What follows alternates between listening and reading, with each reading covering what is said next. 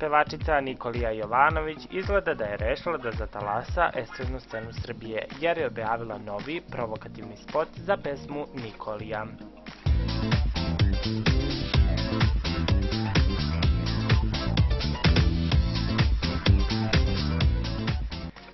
Pevačica Nikolija Jovanović rešila je da zatalasa estradnu scenu Srbije. Mlada pevačica izbacila je treći singl simboličnog naziva Nikolija.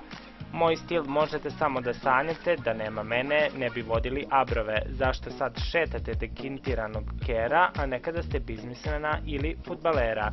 Džabe mi šapućete ime, ali je previše zvučno, kaže ona u pesmi, ali i dalje se ne zna kome se sve obraća.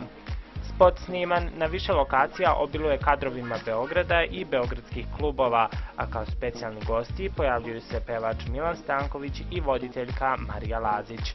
Posebno je zanimljiv završetak spota u kome je pevačica okružena grupom huligana na vrhu zgrade u Beogradu. Spot možete da pogledate prateći link u opisu, a komentare nam obavezno ostavite ispod ovog video snimka.